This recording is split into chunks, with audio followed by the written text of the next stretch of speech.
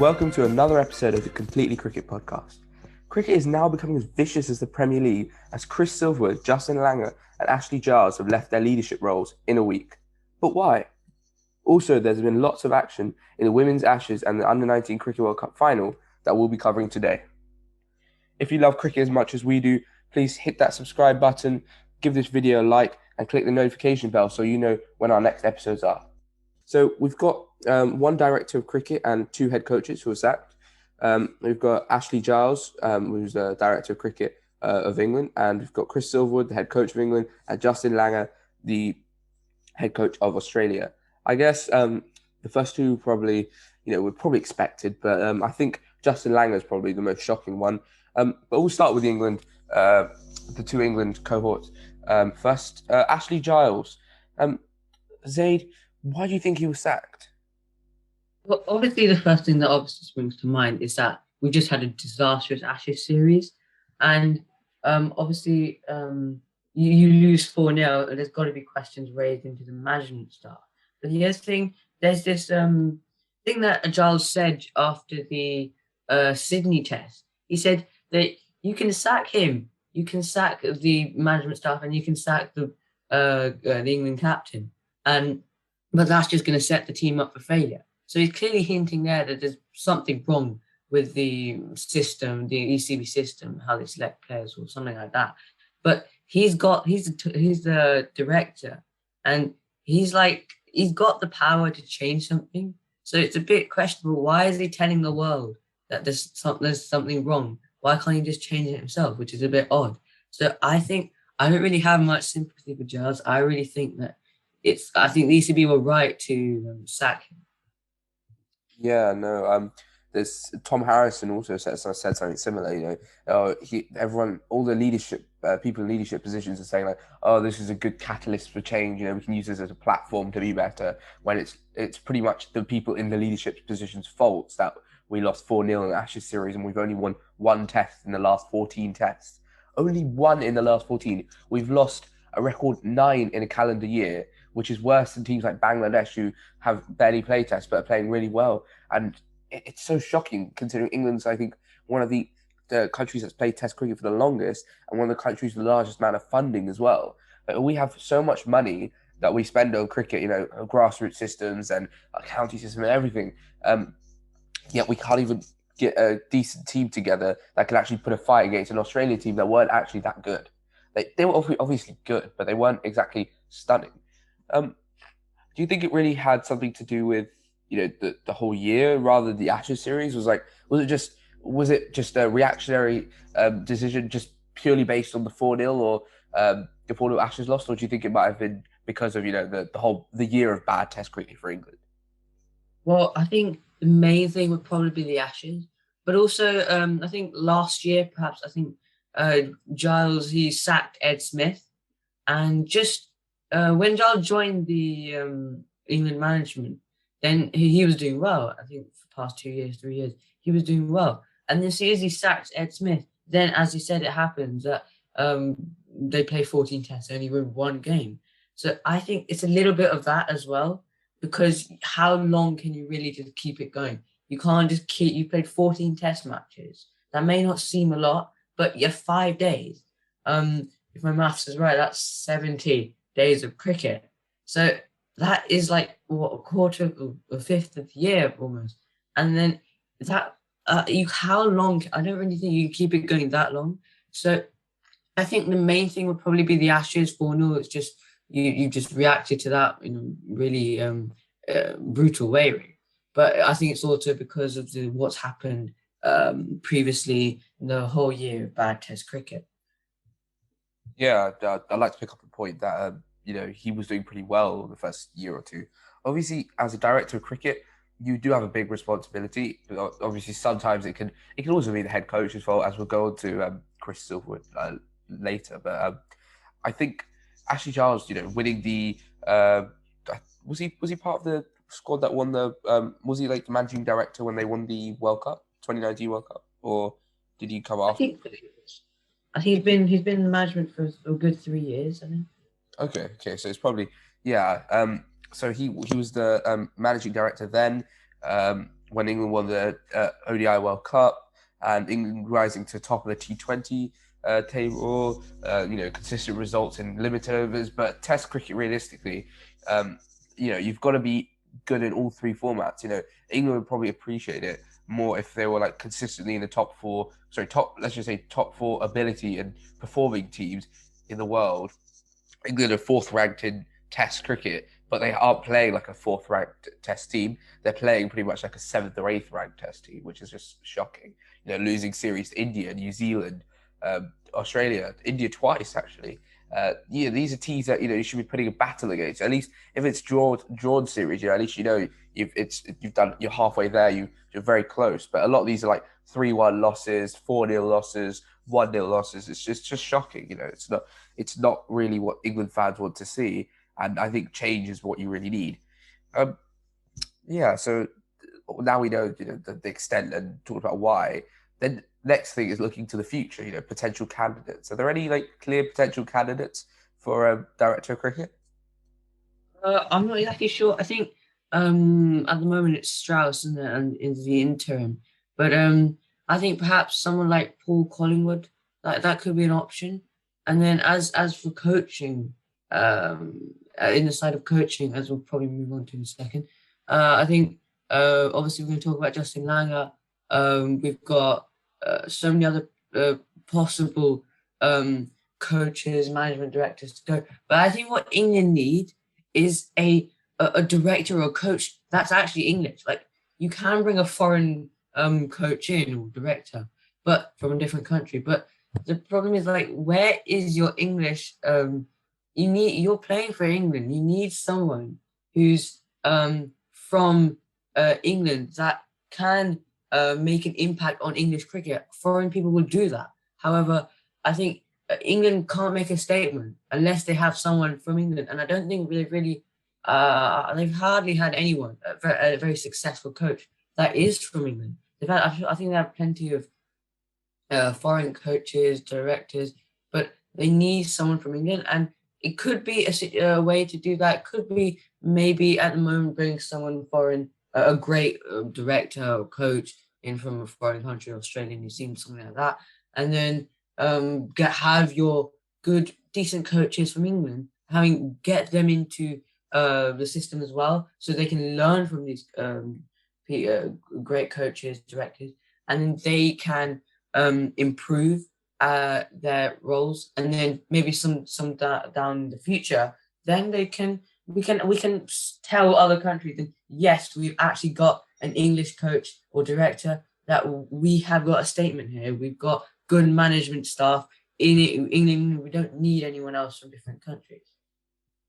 Yeah, in terms of head coach, there's a lot more possibilities with managing directors. A bit more, there's less, different options.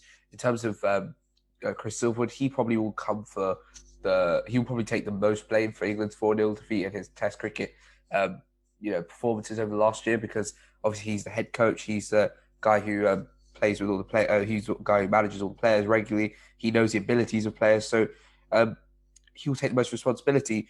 And you could easily say that Chris Silver didn't do a good job managing. It's obviously the England's players had a load of potential. We've seen that from all of them in some point in their Test careers. So that's the main reason why England fans are so annoyed and angry and shocked with the management team, because if you have the potential, you need to be able to harness it. And Chris Silver hasn't been able to harness the potential of his younger players at all. Everyone knows Joe Root has an amazing technique and can score, and there's no need to harness his potential because that's been done years ago, and he's a consistent batsman. Same with you can say with Ben Stokes, but for younger players like Ollie Pope and newer players to see to the scene like Haseeb Hameed, Zach Crawley. We've seen flashes of talent. Like you need a coach who can grow the players and give them that advice to make them really really successful players. And I see the point with you want someone from England, but as you said, there's not enough good coaches from England. I think if you want a coach who either has managed England before or knows about the England county system and things like that. So in terms of possibilities, there's a few. I think you go with Trevor Bayliss, he resigned after the end of the World Cup. Andy Flower, even Justin Langer, but obviously Justin Langer as an Australian and the Ashes, the whole Australia versus England battle. I don't think he's gonna. He probably has that. He has that Australian pride. He doesn't want to. He probably won't want to come and uh, manage England. Obviously, supporting the team that he had so many battles with as a player.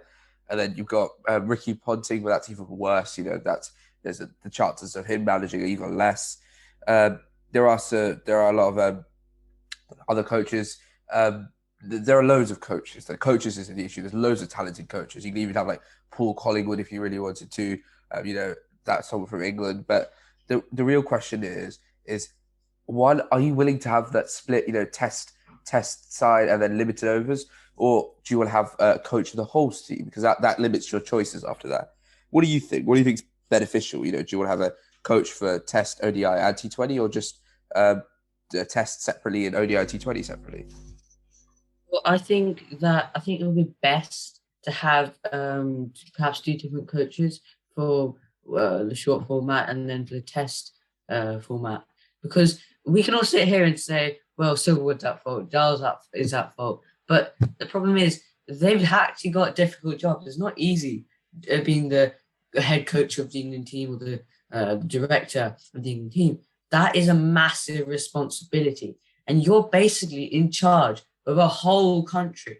So you've got to find the best players. That is a very difficult job. So I have got some sympathy for Giles and Silverwood, and whoever comes in as the next coach or director, I think perhaps it would be best to have different coaches or directors for the short form and the test format. That will just give them a little bit of ease, just being able to focus on just one bit of cricket so that they can bring the best out of their players. They can find better players. They can do their job much more efficiently.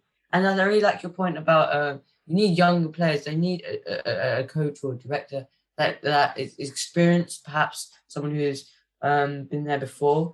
And you don't, as a young player, you've just come into the England team. You don't want to be in a situation where you've just had a coach for 2 years and then you just leave and then you just get another one. You don't want that thing in your background. You don't want that happening. I think if I'm playing for an England team, I want to have a coach that I can stick to. I can just be able to just talk to for my entire career. Obviously, it's difficult to have a coach for your entire career, but still, for the majority of my career, I want that same coach. I don't want to be having to work with different coaches. So I think if we have coaches or directors for just one, perhaps for the short format and one for the test format, I think that will do England much better. And I think that will mean that England can move on much quicker from this Ashes defeat, and they can the coaches will be able to work much more efficiently. Yeah, yeah. No, I agree with what you're saying. Speaking about Justin Langer as well, surprisingly, he has resigned as the the head coach of Australia.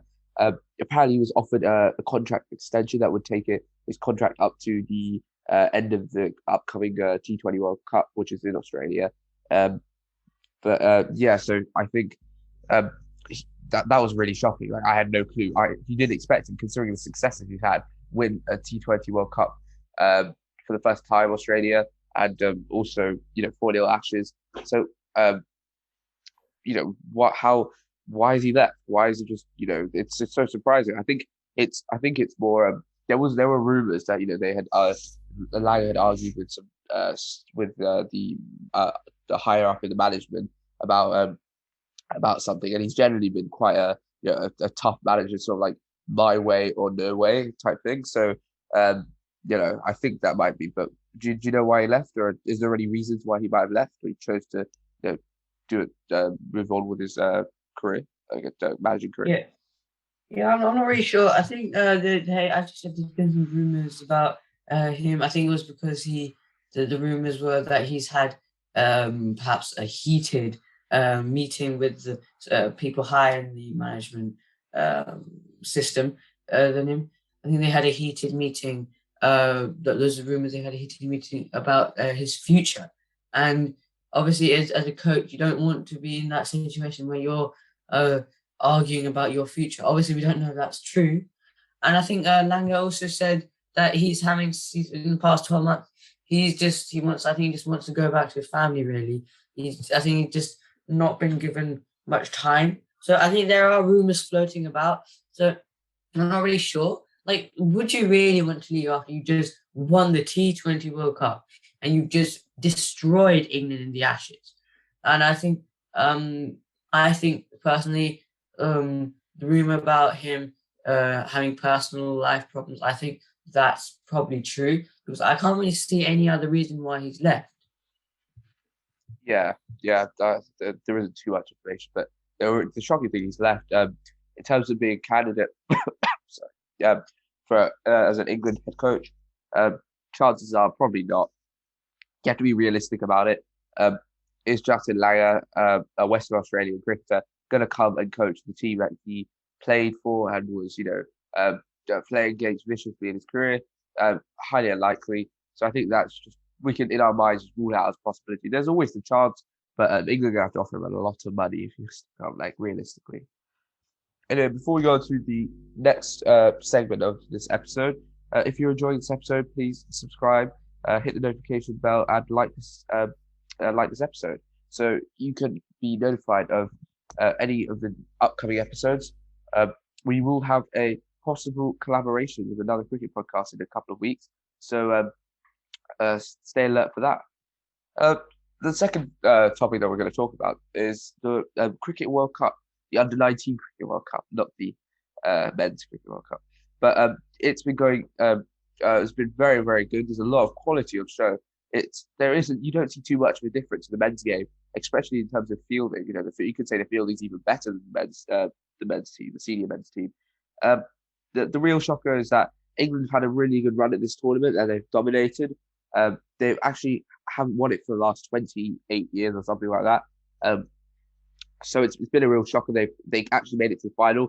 Unfortunately, they did lose to India, but it was a tight match, and it wasn't the best England performance realistically. It was considering their dominance with the bat and the amount of runs they've leaped to the ball. It's been throughout the entire tournament. It's just been impressive. They've had complete controllable matches against an India team that's been flying quite high and playing really well. It's going to be a tough match. I think the end result was England scored somewhere near, I think it was 189 or something, and India chased it down with I think an over to spare. Yeah, it was going down to the wire. We all knew that, and England did bowl really well, but it was ultimately their batting that let them down. Uh, would you say there's any specifics, any players that you would say from an England uh, view that you say a standout performance for the entire tournament? Yeah, one thing I've really noticed that I watched the final yesterday, and when England and India played, whenever there was, for example, a wicket, for example, the way the players were running towards each other, I've never ever seen that um, I've never seen that in adult cricket before. So I think the spirit of the players has been absolutely incredible. And as you mentioned, the fielding as well, just so like on it. They look like they want to get the wickets. I think they're just even perhaps a little bit better than the professional players, the adult players. And I think India, they've won it, I think, 5 times, the U19 World Cup. So I think India, I think they're just way above everyone else in the under 19 stage at this point. And I think a reason for that might be because obviously India's got a massive population, right? So if you have, for example, 10 players, you might have one of them that's absolutely amazing. When in India, if you have 1,000 players, well, you're going to have a little bit more than that are actually good. So I think that might be why India are so good at the under 19 stage, because in India, obviously, there's a craze for cricket. Like, everyone knows that cricket is like the most important sport there. Some people, they value cricket as if it's like their life, their religion. So India, they've just got everything they need to be able to win tournaments like this. So I don't think England have done much wrong. So I just feel that India are just like miles ahead of everyone else, just because the way the culture, the way cricket is played back in India. Yeah, standout players for me would be Josh Boyden. Josh Boyden, he's a left arm seamer. Uh, he's just been bowling very accurately, taking consistent wickets, and he's had a meager economy, and he's sort of like everything you want in an England bowler. Um, yeah, so he'll be a standout player in terms of batsmen. Tom Press, the captain, he's been doing really well. Batting wise, they've always been consistent. Just this one match, they sort of let themselves down quite a bit. They had only scored 189, which is not a pass score. You know, you'd be expecting against an India team with that much firepower, you want 200, 250. But either way, even though their batting did struggle, they did put up a fight, and that's all that you really want to see. So, yeah, so that just shows as long as they provided a good pathway into men's cricket, international cricket, uh, these players can easily be the future of our game, and we've got a lot of talent, the England team, so we can sustain this, success in limited overs cricket, and hopefully it breeds onto Test cricket. Uh, another shocker, I think, in the tournament was Afghanistan under 19 team reaching the semi-finals. Obviously, Afghanistan in T20 cricket have been pretty good. Other formats not as good. They didn't win a single match in the 2019 ODI World Cup, but it's been 3 years since then. The under 19 team looks actually really impressive. So, do you think there's a bright future for them moving on to adult cricket and representing their country? Yeah, I definitely think there is. Afghanistan, yeah, they got into the semi-final, didn't they? And yes, they lost, but I think just from where they were, all the political issues that have happened in Afghanistan for the past 20, 30 years, they've got some real spirit going in their country. So to be able to get into the semi-final of the Under-19 World Cup, I think that is a very promising performance by them. And I think that in the next decade or so, these players will obviously advance to, some of them will obviously advance to the main Afghanistan team. Obviously, that's going to happen with all the other countries as well. And I just think Afghanistan, they've got such young talent. Like being in the top four of the World Cup is not a joke. It's amazing. So, and also where obviously I just said Afghanistan, where they've been in the past few years, 20, 30 years. So I think to be able to work with, to be able to play cricket with all these issues that they've got, I think they've got a very, very bright future coming up. And I think it'll be very exciting if next World Cup, the men's World Cup, perhaps the adults one. I think perhaps if Afghanistan could look to, obviously you want them to win a few games, but I think sometime in the future, I'm sure that Afghanistan will find their way into semi-final of a World Cup, maybe even to the final. I'm very excited to see how Afghanistan do soon. Yeah, I completely agree. There's talent there. It's not that there's a lack of talent. So future in the next 3, 4, 5 years, they've got players who can lead their team and give them that, give them some sort of silverware and sort of just bring them success. And we've got the rankings of the senior team. Yeah. So finally, we've got the women's Ashes. Australia officially won the women's Ashes today after winning the second ODI, which means they're leading the series 10-4 with one ODI left.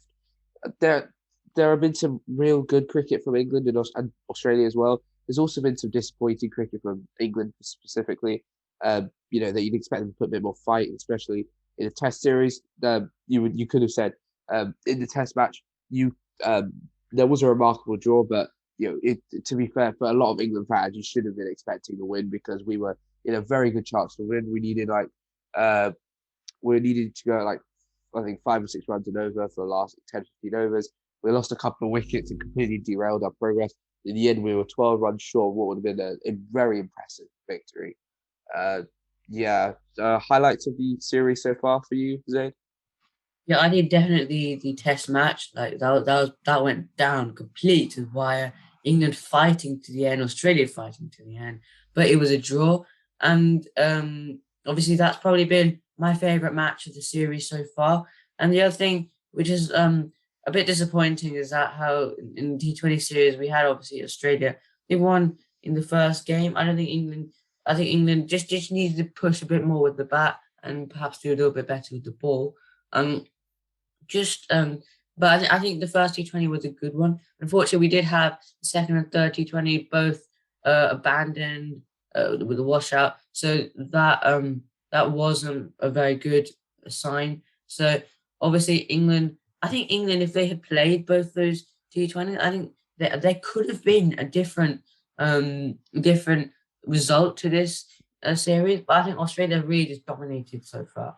And the other Yeah, thing, a bit disappointing, is that how in the warm matches, England played against England A, and they kind of lost, which isn't very good.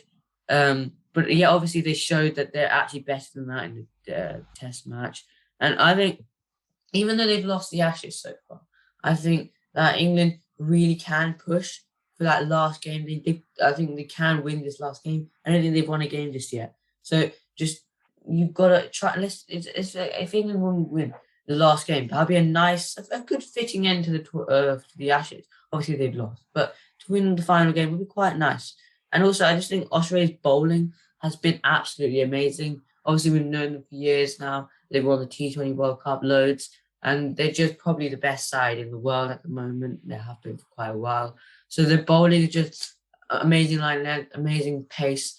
I just think Australia's bowling is difficult for really any team in the world to really face. So um, I think England, the more they play Australia, they'll get more experience. The more experience, the better the players are, and obviously, more teams play against Australia. I'm sure teams will improve. So I think England, they've lost this Ashes series. Maybe next time, in home soil, they'll do much better, and hopefully England can win next time. yeah. I think there's been a question about women's Ashes, and there's only one solitary Test match. But the fact that Test match is only 4 days, if it was 5 days, we would have 100% got a result. Also, it would allow the Australian team to bat for longer and declare a bit later. Which makes it more interesting because there's more runs England chase. So there's, I don't know why the ECB and the Australian Cricket Board have decided, and generally just in women's cricket, why they've got 4 day Test matches.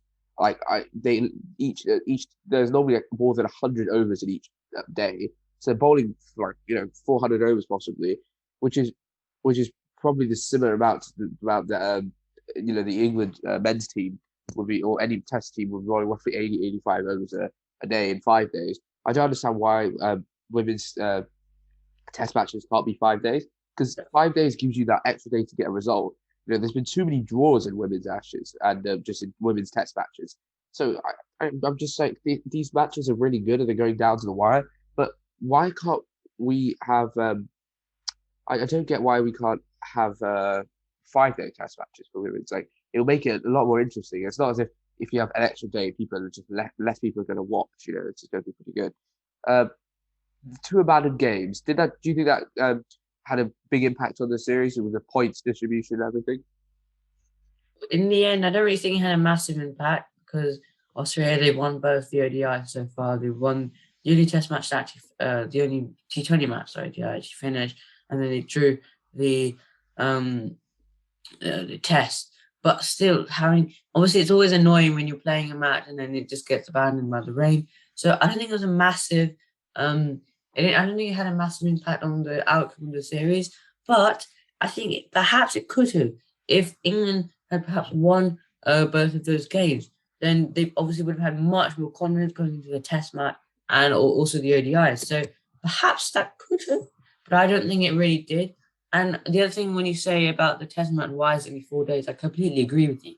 I'm also a bit startled. Why did they only do 4 days? And also, the other thing is, the format of the Ashes is completely different in the men's, completely different in the women's. In the women's, they have three T20s, one a Test match, and three ODIs. But in the men's, why do they have five Test matches? If you're doing something for the men's, why can't you do it for the women's as well? So you have five Test matches, all 5 days for the men's. I mean, I really, as ECB and Cricket Australia, I really am thinking about putting. I would really want to be making it into, for example, five Test matches. I guess, obviously, you want to publicize women cricket a bit more, and loads of people around the world, they love T20 matches. So maybe that could be a reason why there's only T20 and ODI matches. But I just think sometime in the future, uh, they've got to make it 5 days. That's just got to happen. As you said, we've seen too many drawn test matches. We've just seen this one, England, Australia, and recently we saw England and India, the drawn test match. So I think it should make 5 days. We'll obviously get a result much easier then. And sometime in the future, I think they should change the format of the Ashes to make it perhaps 4 or 5 test matches instead of just one, so that we can have it's just a bit more excitement. Obviously, it's just a classic. We've just seen the men's Ashes just having 5 test matches, and that's just great. But I just think you've got to put that into the women's setup. You've got to put it in. Also, the other thing, I think there's so many test matches around the year, but in women's cricket, you hardly ever see a test match. So to have some, obviously, you've got to put some more test matches in, and that will, and once they do that, then they can extend it to 5 days, and then they can make series out of it. So, I think that I'm really a bit confused how England the test match is only 4 days. So I completely agree with you. And obviously, as you asked about the second and third T20s being cancelled, I think it didn't really have a big impact, but it could have if England had won both its games, for example, and then they would have got a bit more confidence to have won, do a bit better in the test match and 2 ODIs. Yeah, I think it's just the fact is, I don't think 5 test matches for Wales is feasible. The reason why is because obviously they want to be driving as much interest in women's cricket as possible, and 5 test matches, even the men's cricket test matches, isn't the most popular. It's T20 ODI mainly, but I think it would really reduce the popularity of the amount of people watching it.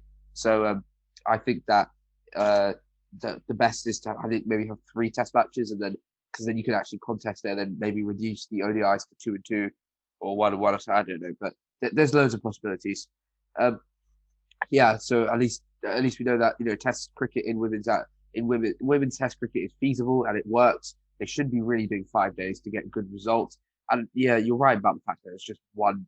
There's like barely any Test matches. You get like in women's cricket, it's like occasional one Test match. No proper series. Like there's nothing to. If it's just a one-off Test match, there's nothing to compete for. Obviously, they've incorporated like another in ODI to T20s here to make it series and to get points and etc. But you should still have more tests. Yeah, I think that's it from us today. Exciting news is that next week is the IPL auction. Got a mega auction with so many talents. People like there's so many international and Indian players in the auction. Hoping to get bought for more. Maybe will we see another record? A record signing. So something the record I think at the moment is like 1.6 million. So I think it's anything more than that. The actual record signing I think is Chris Morris, and he's retired. So we hopefully there'll be some big signings. Some key players that might not even be picked. That's all going to be happening next week, and we will be doing an episode in the weekend just covering that and talking about that. So join us next week for a blockbuster episode of the IPL auction.